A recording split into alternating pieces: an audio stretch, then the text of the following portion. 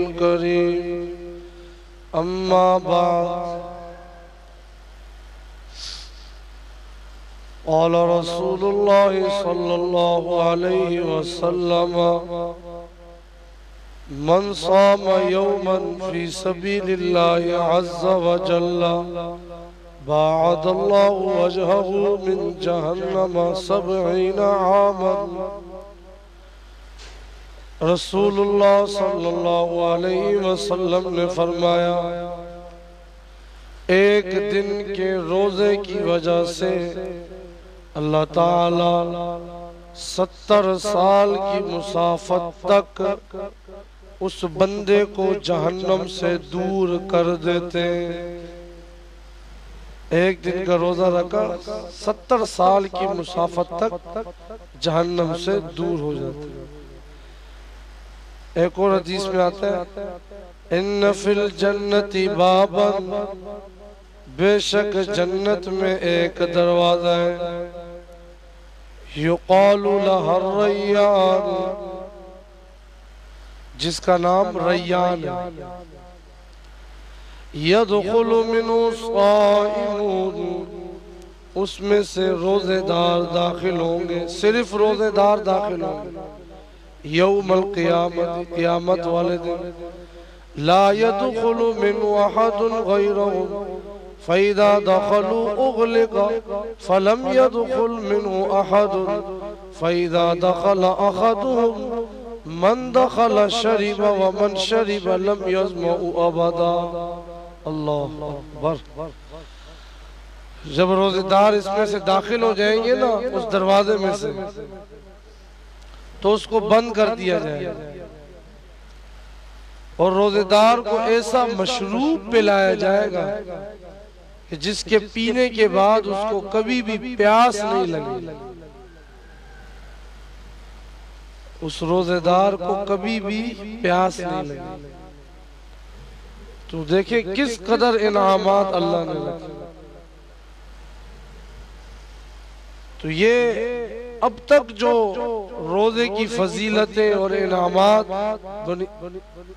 बयान करने का मकसद है वो यही है कि अभी भी मोहलत है, जिंदगी है, रमजान है और फिर आखिरी अशरा भी अभी मौजूद है।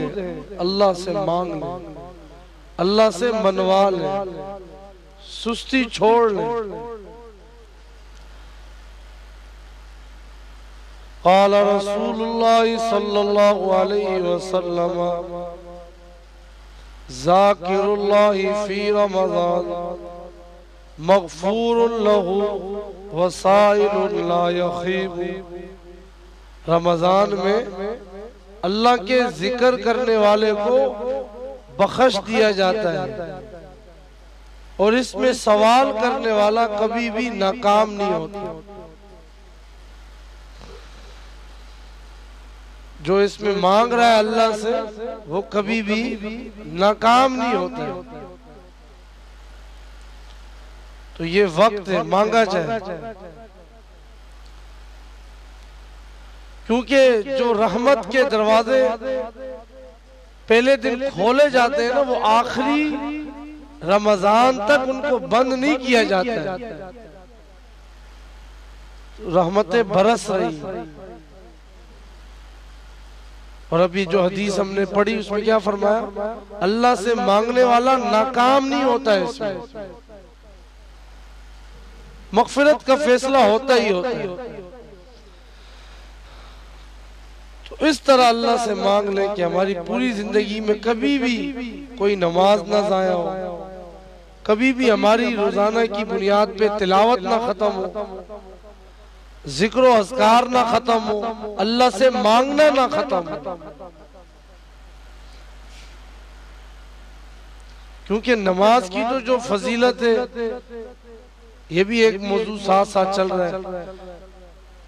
एक और हदीस सुनिए, अन ज़ैद इब्न खालिद अल-जुहनी क़ाल, हज़रत ज़ैद इब्न खालिद जुहनी रज़ी अल्लाह ताला अन्हु से रिवायत है, क़ाल क़ाल रसूलुल्लाह सल्लल्लाहु अलैहि वसल्लम मन सल्ला सजदतैन ला यसू फीहिमा गफ़रल्लाहु लहू मा तक़द्दम मिन ज़ंबिही।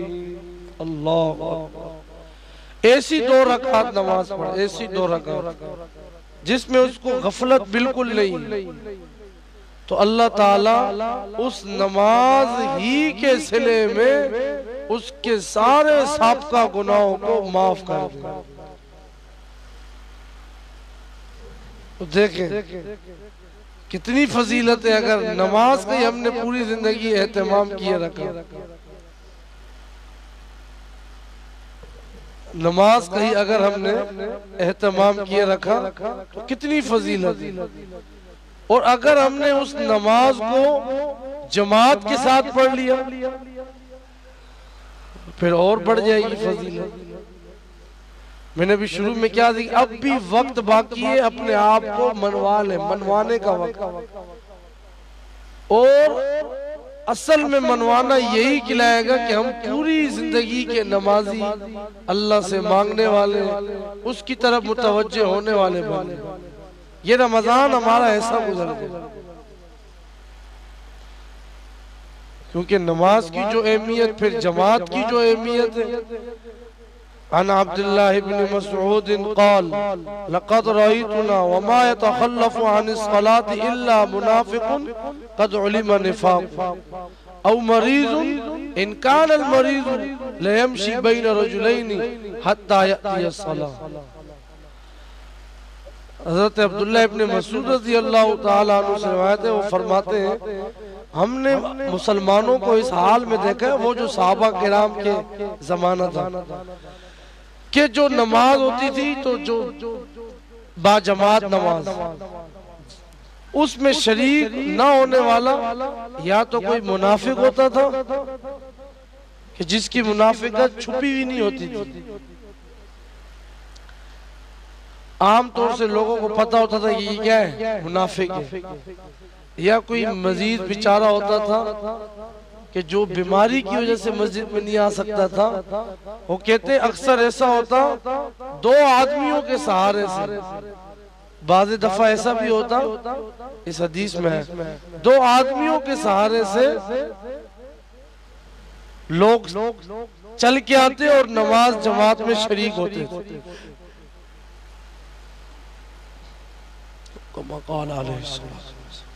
तो देखिए जमात के साथ नमाज अदा करना ये हमारी जिंदगी में हमारे लिए कितना जरूरी है, नमाज की अहमियत।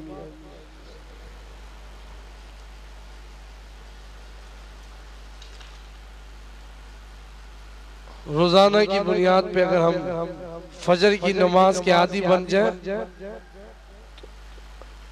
इंशाअल्लाह साला साल फिर ये बरकतें बाकी रहेंगी। अगर तहज्जुद में उठ गए फिर तो नूरुन अला नूर, वगरना कम अज कम फजर की नमाज तो फर्ज है हर आकिल बालिग मर्द औरत पर, सेहतमंद फर्ज है। और फिर कई मरतबा हमने सुना कि अगर फजर की नमाज फिर जमात के साथ पढ़ी, फिर उसके बाद इशरात तक वहीं बैठा रहा, फिर जिक्र करता रहा, फिर उसके बाद 2 रकात नफिल पढ़े, फिर वहां से निकला, फिर उसका पूरा दिन ऐसा गुजरता है कि अल्लाह की रहमतों के साए में ही चलता रहता है।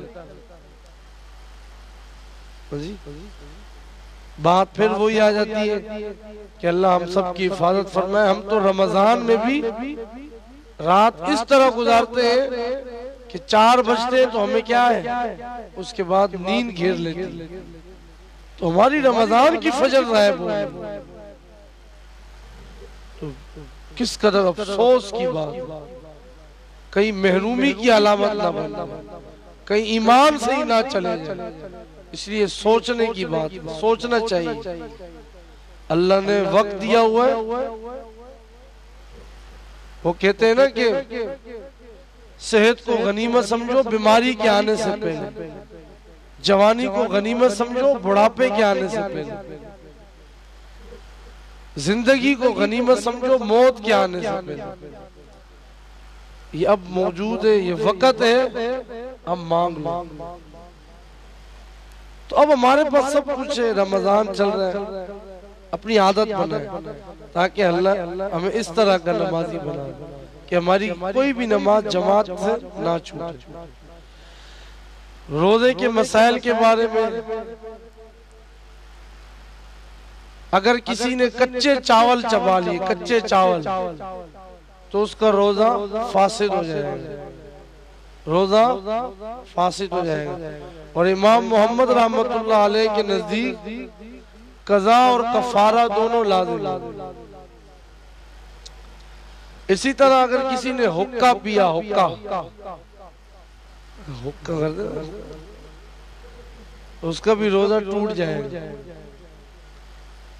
और अगर किसी की आदत है हुक्का पीने की, वो साला साल पीता रहता है और रोजे की हालत में कसदन हुक्का पी लिया, अब फुकाहा ने लिखा है कि कज़ा भी लाजिम है, कफारा भी उसके लिए जरूरी है।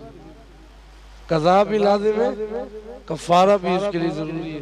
तो ये कुछ जरूरी मसाइल हैं जो हमें समझने की जरूरत है। अल्लाह करीम हमें कुरान और सुन्नत शरीयत और अमल वाली जिंदगी नसीब करे।